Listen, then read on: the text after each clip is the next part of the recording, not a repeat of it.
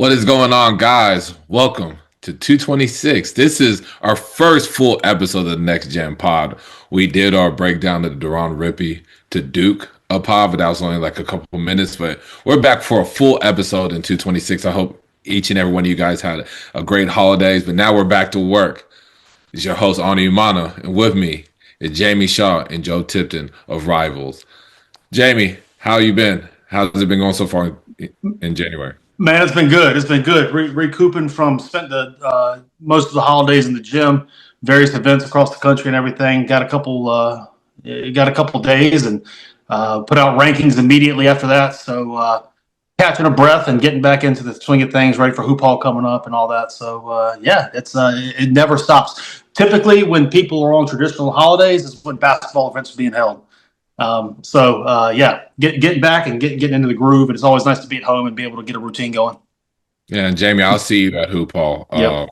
This will be my second time in Springfield, Massachusetts. So, I'm from the South, so from Texas, it's warm out here. So I'm going to have to make sure my coats are ready. Joe. I'm about to say, we last year got about, 8-9 inches of snow one of the days, driving through the ice and all that fun stuff. So, it's different. Yeah, don't remind me. Joe, how about you? All is well, all is well. Yeah, I'll be at Hoop Hall also. I'm not looking forward to the cold. I would rather be in Florida. Like when I was at City of Palms, that was fantastic, being able to go down there in the month of December. Hoop Hall. I'm looking forward to watching some really high level high school basketball, but not the cold, that's for sure. Yeah, I'm just ready to be indoors. I'm just ready to be indoors. I think anytime I have to be outside, going to my hotel or going to the airport, those are the moments I'm like, okay, I really just need to get by very, very fast.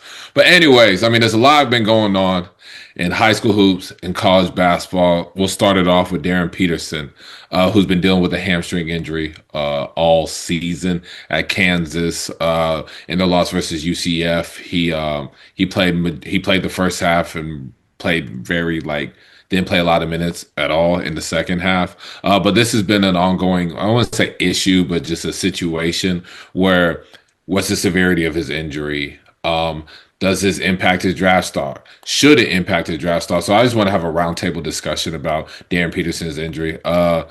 Which one of you guys want to start it off? Joe, how do you feel about what's kind of been going on? Yeah, I'm of the belief, I understand, you have to be careful with hamstring injuries. Also, if he is playing while hurt with a hamstring injury or really any injury at all, that itself could impact his draft stock. In the sense of, are we being able to see his full capabilities? I think, NBA GMs and the like are going to understand, you can see when a player, some games we've watched him, it's like, okay, he's not like his full self. He's does seem a little bit limited as to what he can do because of that injury. But overall, with this draft class, even if he were to pack it up and say, I don't want to play the rest of the season, I really need to just focus on getting this hamstring right. And I'm only able to play in games here and there and only being able to play a first half or be on a minutes restriction or whatever. I don't think that's going to impact him from being a top 3 pick, a top 2 pick in this draft. Because like we were saying before we came on air, Jamie was saying he's 18, 19 years old. He's going to be fine. He's not, he's going to be able to heal up. So I don't think it's going to impact, but I do think it might, NBA GMs and the like might have questions. Why is he actually hurt? There's always those questions revolving around these high level lottery pick guys that just happen to have an injury. And we've seen guys in the past, not saying that Darryn Peterson is, but guys in the past have, faked injuries or they haven't really been that bad just to preserve that draft stock. And sometimes it works and sometimes it does not. I do think it does, at least to some degree, raise some questions. How hurt is he? And I think it's still positive that he's still playing, but I don't think it'll have an impact long term. Yeah, I agree with you. I know we have seen in the past, situations where you hear of a player potentially sitting out so he doesn't impact the draft stock. I don't really see that here with Darryn Peterson, but I want Jamie to kind of give his opinion, then we can talk further more about it.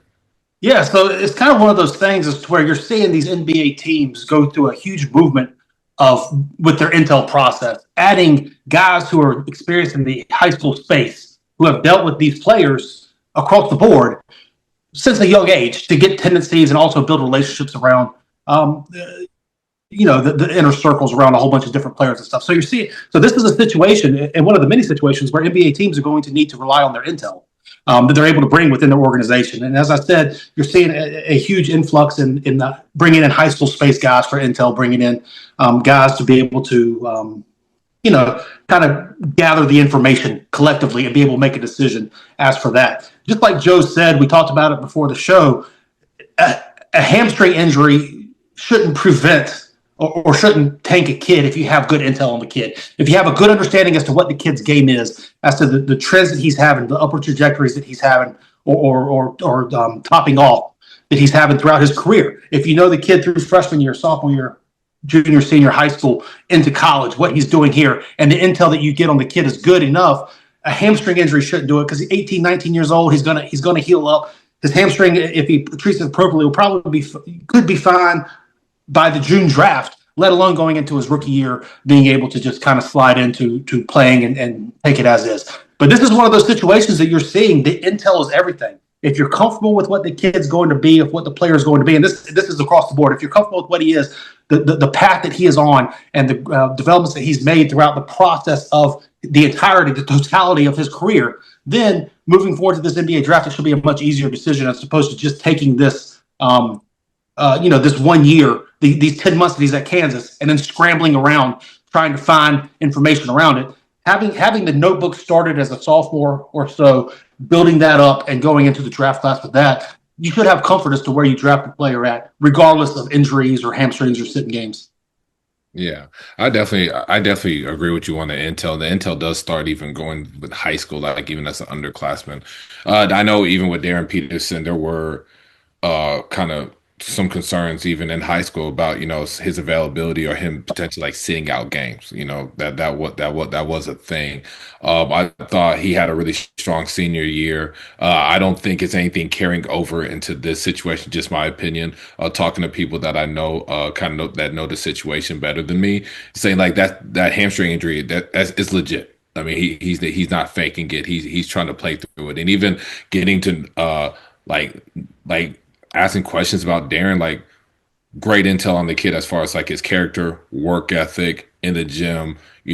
Guys, love coaching him. So I don't think that I don't think he's trying to hide anything, and I don't think there's any reason for him. Like regardless if he sits out now and doesn't play another game, or he continues to play, to Joe's point, like he's a top 3 pick. Right, he's still in contention, in my opinion, for number 1. I mean, even at UCF, even though he barely played the second half of what he had like 23 points, went 5 for 10 from 3 or something along the lines of that in the first half. So he's been really efficient when he's playing and he's healthy. I just think what sucks is he's not healthy. He's not 100%. So I don't think we're able to really see that in the call at this level. And I think even going through the Big 12 play and stuff like that, we may see a game where he's feeling really good. And you know how this goes, guys. The next game he may be really banged up, and we only get to see him on some more minute restriction. But we've seen it before with like Kyrie Irving and other players like that.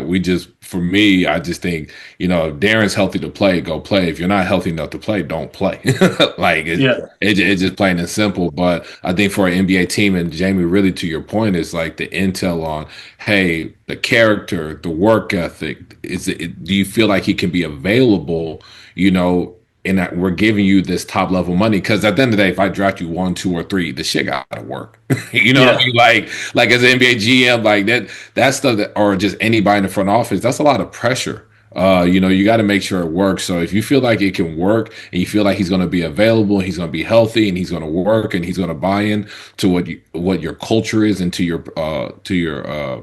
your team, then yeah, you still draft him. If you feel like he can't be available, or you feel like the work ethic is bad, and I never heard anything like that when it comes to Darryn Peterson, then you don't draft him. But understand, when you draft him that high up, understand this is someone you potentially feel like could be a franchise cornerstone or be a very large piece until you making a playoff run and a championship contender run at some point. So that's just my thoughts on it. I did hear that that injury is legit. It just I think it kind of just takes away from the joy. Like for us, for me, especially I think for us, it's like we just want to see him healthy and play. We have not seen that like in high school, we saw like the 50 point, like 40, 50 point game against Utah Prep last year and stuff like that. And we've seen them have some high level performances. We haven't really gotten to see that this year. And I think that's what sucks. No, for sure. And I think it's one of those things too, is to like, these NBA organizations taking the NBA spin on it should affect his draft stock and everything. They should have known if they have, high school departments and all that stuff that Darryn Peterson sitting out is a possibility. So coming into this year, none of this stuff has necessarily been a surprise. Tracking Darryn across the way and all that stuff. Uber talented guy, sat some games and see where the things are going. But again, I go back to the intel aspect of it. The notebook should be pretty thick with Darryn Peterson going back to being a top 5 kid. I think he was in the top 5 of our initial rankings of the 2025 class, top 10 player as a sophomore in the entirety of high school for us. Going into USA basketball, going into the Adidas 3SSB stuff, going into the national level stuff that he's played in and participated in and all that type of stuff as well.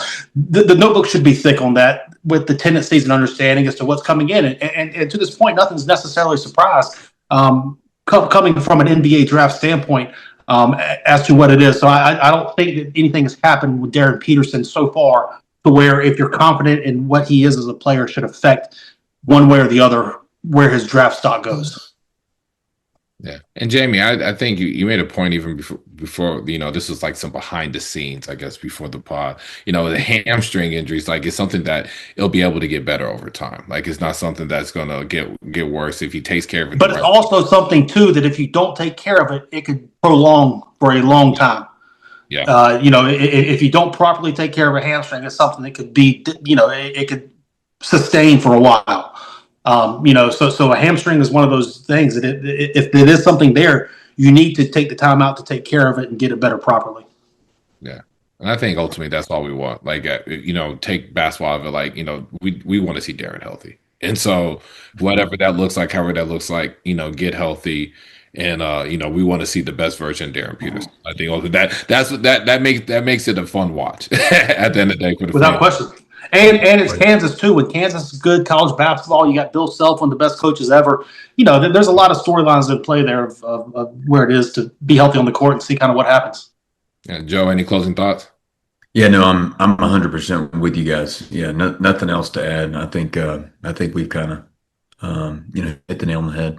Now let's go back to this 2026 NBA draft. Jamie, we're gonna nerd out a little bit more. And Joe's gonna be including this. Joe, of course. We need you on this one. There's a couple intriguing guys. Obviously we've had conversations about who we feel like is number 1 draft pick. We kind of did that a little bit. We kind of touched on that a little bit earlier today. And but there's some really intriguing guys that could be like late first guys, maybe some early second guys that we feel that could niche a role, that can find a role in the NBA and be there for a long period of time. But one of them is Duke's own Isaiah Evans. 6'6" guard, wing, someone that could really shoot the basketball. Jamie, give your breakdown on him. He was someone that you wanted to touch on. What's your thoughts on Isaiah Evans and where his NBA translatability could be? Well, I think at this point in time right now, what we're seeing is he's going to have an interesting decision to make when it comes to should he come back to college or should he go to the NBA draft. I mean, what you're seeing is a guy who can shoot, a guy who needs minimal space, and he has got a quick release, able to shoot off movement, able to shoot off the catch, and just really get hot scoring the basketball with an unconscious type of mentality when it comes to shooting the basketball. And you've seen him be able to get hot. I think his last game he had 28 or so. And you see various spots when he's able to just really get hot and carry a team and do all that. Questions arise when it comes to the strength that he brings, when it comes to the defensive end of the floor, when it comes to moving the basketball, when it comes to self-creation. There's a lot of questions that you have within his game as to how he affects winning and does all that. but he does one of the most valuable things that they have at the highest levels of basketball when it comes to shooting and scoring. Now, you have to be able to project, are you going to be able to get him serviceable on the defensive end? Is he going to be able to put on the adequate strength and all that? And all that comes with the intel that you're able to bring, gather on him. But the scoring aspect of him is going to give him a very interesting decision to be able to make, because it's obvious that his game is not a finished product right now. Right. But what he does have at the baseline is a very incredibly valuable, being able to shoot the basketball, score the basketball, being able to shoot off of movement from different levels, being able to pull up jump shots and do all that type of stuff. The different areas that he's able to shoot the basketball with the high release point at 6'6", with great length and all that, and the elevation that he brings and all that. There's going to be an interesting aspect there for him to make, to see. And I think for me, if he's able to get a first round grade, it'll be very interesting to see him go and take that. But then what can you get back with NIL? NIL is the great equalizer when it comes to making these decisions. What you're able to get back in college this year to be a little bit more of an immediate impact, as opposed to a projection of a player to develop in a couple years and stuff in the NBA. Right. Because I do think with him, like you talk about on the projection side, like he's 6'6", he can really shoot the basketball. He has great length. Can he become a serviceable defender? I just think it's more of a consistency thing right now. Obviously, Jamie, as well, you talked about like just more on ball creation. Like, a lot of his stuff is off ball. Which is good. Like, he's someone that doesn't need the ball in his hands to score. He plays from it all off. But like, you want to see some more on-ball creation down the road. You want him to really be able to be not even just serviceable, but like kind of be more of this 3-and-D guy. At worst, you're going to want him to do that, especially when you talk about playoff basketball and how that looks like and how it's seeing the floor. So it'd be interesting if he gets a first-round grade. What is the counterpart? Like you said, the equalizer is the NIL. Like, could I get more NIL and then have another season of showing that I'm more of a ready prospect than going to that 27 draft being a no-brainer lottery pick? Does he bank on himself and then go into that because the money's about the same, if not more, going back to college? I think that's really interesting. Joe, what's your thought? Isaiah Evans is someone that we've seen since high school. If you're him and you have, like, let's say a late first grade, what do you think? If you're him, like, what's your thoughts on what would you think he should do? Yeah, I think if he's a late first, I mean, like with the money in college NIL, I think it really depends on what Duke would offer him to return, and if he's happy with that amount, because he has taken a step this year. I think last year he's only averaging like 6 points a game. This year, I think he's, up to 13.4 points per game. He is shooting it worse from three this season. He's only shooting 34% or 34.7% from three. It's still relatively early on in the season. We're only, a third of the way through probably of the games that they're going to play. But you definitely want to see him like take a step in his development, be a little bit more versatile, like what you guys have, named, whether it's, the defense or, being able to, create a little bit better. I think just overall, just this overall consistency when it comes to shooting, because if you're considered a shooter and you're only shooting 34.7% from three, does that mean you're a shooter? You're an inconsistent shooter, because we've seen how he can light up and he'll have 20 points. The dude cannot miss. He's unconscious. And the other times that he sometimes struggles to put the ball in the hole. So I think it's really just about consistency and, just increasing other parts of his game. Yeah, I agree. I think the defensive side of the ball is going to be the big thing for him, because I agree with what both of y'all are saying. You want him to be a 3-and-D guy. You want to be able to play playoff basketball and all that type of stuff. And especially, too, if you're going to be a late round pick, you're going to a team that's already good, already has a lot of pieces in place. They're already a playoff team. So he's going to have to go in to fit a role. And if you're not able to play defense and all that type of stuff, what type of role are you really going to get on an established team already? So I think that's going to be, can you buy in on the fact that he can be an adequate defender, or that the shooting continues to do? I mean, we saw a couple weeks ago the epitome of what Isaiah Evans' game is. I think he was like 0 for 7 from three for the game. All of a sudden, he runs a handoff with Cam Boozer, game winner, knocks it down, and all that type of stuff. Just no conscience in it, no hesitation, pulling up, and he's the guy that you want taking that shot. That's the epitome of what Isaiah Evans is somebody that kind of ebbs and flows, but when it's high, it's really, really high scoring. Right. 100%. I agree with that. Even looking like Florida State, I think he had like 20 some points, and then against Tech, off like 4 field goal attempts and had like, maybe 4 points. Like, I just think it's a consistency thing. Yeah. And I think, But that comes when you're not able to create your own stuff. You have to rely off of other people, and if somebody stays attached to you and everything, the shots can be tough to get. So that's when kind of the self creation type stuff comes in play. 100%. Henry Vassar, he's someone that I really like. I really like this player. This from plays at UNC. Who transferred from Arizona, averaging I think like what this like 19, like almost like 19.9 and rebounds and shooting like 63% from the field, and then like shooting 50% from three, which I don't think that's really him, but like he's has an uptick on his 3-point like volume. Yeah. And averaging a block a game. So Jamie, give your breakdown on him. I think this is someone that has a chance to be in the NBA for a long period of time, like a very stable center. I think you hit the nail on the head right there. I think he is somebody that has a long NBA career, but kind of just like we talked about with Isaiah Evans, when do you want to get that started? Because again, we have the NIL aspect of things right now. What does that first year payment look like? If you get a second round grade and stuff, obviously you only get the 1 year, you don't get the 3 year guarantee like you do in the first. So what does that 1 year look like? I mean, does the money come? Is it better to stay in college and run that route again? Right now, you're seeing a lot of the versatility. Obviously, in Arizona, he didn't get a lot of playing time because it was a timeshare with 2 other bigs, with Krivas and Awaka. Now he's coming in and getting the lion's share of playing time at UNC, and you're kind of seeing the expanded game of what he's able to do. You're seeing the shooting. You're seeing a lot of the passing stuff. He's a hub of the offense, being able to play big-to-big passing up top and being able to pass out of the post on the block as well. So you see some upside stuff there. Very thin. Would like to see him rebound it better than he does. And, there's obviously lateral questions and what it does with movement, but he's got legit size, legit length, and legit skill. I agree with you in the fact that I think that he is a long-term NBA guy, potentially a decade or so NBA type of player when it comes to being able to bounce around and fill in roles and find a spot to where he helps out, spacing the floor, ball and hand decisions and everything. However, next year when it comes to his senior season, what does it look like where he's going to get drafted? What does the NIL aspect look like when it comes to if he's able to get a first round grade? That's the decision that he's going to have to make. Second round grade, I can see him definitely coming back. Even as a late first round type of guy, I can see him possibly coming back with UNC and NIL money and running it back one more season as well. But there's a lot of intrigue there. It's going to be an interesting decision that he has to make as well. Yeah, so I apologize, guys. He's averaging 16.3 points per game, not 19. I boosted his points per game stats a little bit. Joe, what's your thoughts on Henry so far?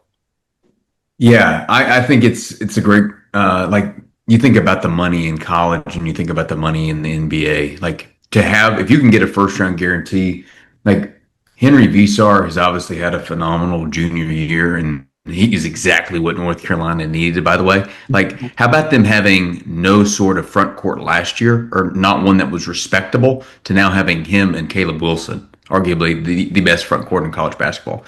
So, and obviously you think about, like I said, the NIL and in North Carolina, they have a pretty, lucrative budget. They could pay him, like they're going to want him back. And that dude is going to get filthy rich this offseason. And we've seen what the football portal has been, and right, they're trying to limit how much they can play with this cap of 20.5 million in NIL. There's like, that's not happening anymore, guys. Like these dudes are going to get paid, legally or illegally. And I'm not suggesting that that's what Texas Tech is doing with their $5 million quarterback at all. But like, I think it just boils down to, he could, if he gets a first round guarantee, like Jamie said, if you get that multi-year guarantee playing in the NBA by being selected in the first round, you think you probably take it. If you're him, but then also like if you're a second rounder, it's like, no, man, like come back. You can probably make $2 or $3 million to go back to North Carolina next season. Yeah, I think another interesting thing with him too is if he does come back, probably preseason projections will have him in the conversation as a first team All-American type of guy. So you're talking about a guy, like first team All-Americans are able to get their jerseys hung at the Dean Dome and all that type of stuff. So there's a lot of stuff in play kind of there that, maybe if he's a lottery pick, kind of hard to say no to that. But even at the back end of the first round, it'll be interesting to see, how he comes back, as the top center projected in the league, as a potential first team All-American coming back for UNC, revitalizing, UNC basketball and all that type of stuff. There's a very real intrigue with him when it comes to being able to come back, even if he's in the back half of that first round projection wise, being able to come back, still make your NIL money and everything too, but really kind of leave a legacy around where you came from. Yeah, absolutely, 100% with that. And he's a big. Like we talk about, okay, draftable prospects. They're gonna they can come back and make some real money. But we know how much of a premium bigs are. He's Bigs. 7 foot. He can score the basketball. He can stretch the floor some. He can get paid. So Mega paid. yeah, really paid. So I think that's the one part about him is like, hey, he's a footer that can score, and like you said, can create a legacy at UNC. So Henry's someone that's very intriguing. I think even if he stayed another year, like we got guys like Ron Cockburner, who's a starting center at the Hornets right now. I mean, Zach Edey. Yeah, Zach Edey. Like there's bigs that are 4-year guys that are establishing really, really good NBA careers and projecting to be there for over a decade. Now the next one we're talking about, I know we want to talk about JT Toppin, but Micah Miranen, let me make sure I'm saying tonight. Mika Miranen. I haven't really gotten to see him. The last time I got to see him was and in the FIBA games, but kind of want to get y'all's thoughts on like what he's someone that because he's graduated already, he's establishing a pro career. He could declare for the 2026 NBA draft. So what's y'all's thoughts there on him? Go ahead, Joe. Mika he will have a decision to make. And I think a lot of it depends on, obviously he's with Partizan now playing professionally, and it depends on how well he projects and how well of a season that he has. But he is a guy, he is interested in going to college, but he's also interested in just staying playing pro, or depending on, like I said, how the draft projection goes, entering the NBA or getting drafted into the NBA. But it's not a decision that he's going to make anytime soon, whether he stays in pro or goes to college. But I mean, he's got plenty of schools, whether it be Arkansas, NC State is one that's been involved with him, and a few others as well. Indiana comes to mind. A few other schools messing with him also. But I think Jamie has a little bit more to add, at least when it comes to his game and kind of his pathway. Because I know when he came over, was it at Peach Jam when he broke out? Was it 16U with Brad Beal? And then Jamie immediately put him into the top 10 right after. Nah, he was in the top 10 before that. Okay. That's when everybody else caught on, including myself. But he was probably in the top 10 when he was at Sunrise. I'm assuming that's when you put him in the top 10. Yeah. Yeah. What you see with Mika, it's 6'9", listed, great length, and he's got vertical pop. You see a lot of versatility. Looking at the highest levels, positional versatility on both sides of the floor is incredibly valuable. At 6'9" with ball skills and movement skills, Mika checks those boxes. And he's got a little toughness to him as well. You're seeing all the stuff that comes out. They're doing a really good job of packaging highlights for him, even though he's probably not playing as much right now in the professional league. But they're doing a good job of packaging highlights, getting it back to the U.S. and letting people kind of see and build buzz that way. Mika has stated that he wants to go to college, but very, very smart maneuver by him to create leverage here, because to have the option to go pro, to have the option to stay pro, to have the option to go college, you're able to really pull it together and make the best decision for yourself as to what you want to do moving forward. So really in a unique spot here that he brings. Again, if he gets that first round grade, that's going to be hard to turn away from. And you look at what he brings, you look at the stuff that he has. He spent 2 years in the United States, sophomore year at Sunrise Christian, junior year, AZ Compass. Brad Beal, as you mentioned, Joe, won the championship with them at 16U EYBL before graduating high school early and going off back to play his local Finland. His mom played at UNC. His dad played professionally in Finland as well. So he comes from a basketball family. There's a lot of intriguing upside there. It's going to be all about the intel. It's going to be all about the background check. It's going to be all about talking, why he left Sunrise, why he left AZ Compass, why all that kind of stuff happened, and then do you feel comfortable moving forward with what he is as a player? Can he reach his potential that he has, because his potential is high, and there's a lot of unknowns there. Again, came as a sophomore, junior, and then kind of left to go back home and just built a whole bunch of buzz around it, a whole bunch of highlights around him. and all that kind of came on really quickly. So when it comes to Mika, he's in a unique position to make a very, very unique decision of being able to play professionally or stay in college and do all that at this young age. But it all depends on the grade that he gets. And what the college NIL deals look like that he's going to bring. But there's a unique factor there with what he has as the positional fluidity of a player that has a lot of upside. Yeah, he definitely does because he has multiple options, and he's just like in that kind of that rare boat, like someone that is a 5-star player when he was in the States, when he was playing here, and then someone that's playing now he's playing professionally. He has a chance. Like obviously, I know he wants to go to college, and that's probably the best route for him because I think in 2027 we're looking at someone that has a real chance of being in that top 10, pick if he chooses the right situation and how he develops. So being a lottery pick. He's like I'm just super intrigued by him because of his mobility, like you said, Jamie. His athleticism, like his ability to like his versatility as an offensive player. I think there's some real upside with him as a defensive player as well that there can be. So just seeing him, I'm just interested to see how from now to next year looks like for him. Yeah.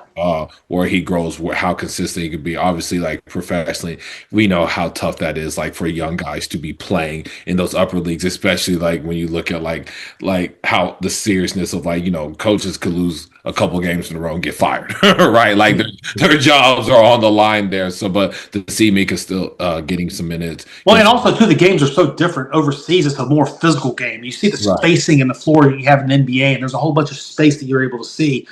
The FIBA game overseas, a lot of times, it's a more physical, compact game as to where, the physicality is, and obviously a younger player, the physicality is a real thing. Yeah, absolutely. No, it definitely is. So just one, I'm really interested to see how he grows in the next year. This is someone that, Jamie, you've had in the top 10 for a long time. These things that people know about. He created some real buzz in the FIBA game. So just seeing how he develops, what choices he makes, seeing how his body develops and how he grows with his consistency and his versatility is going to be a big time determining factor of how it looks like, going to that 2027 draft, which is where we predict that he's actually ultimately be, even though he has the option of going into 2026.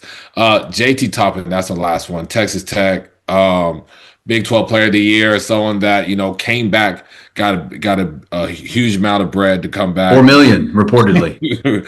I mean, and deservingly so. Oh, yeah. Deservingly so.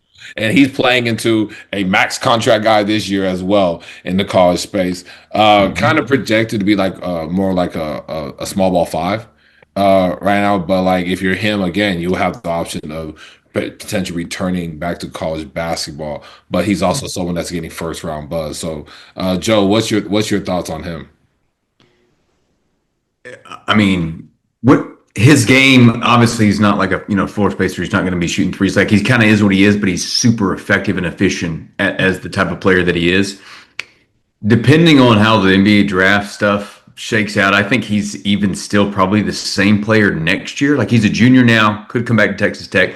Got reportedly, like I said, $4 million to play his junior year in Lubbock. Why not come back, especially if I can get another $4 million? I don't know if I'm going to get that in the NBA.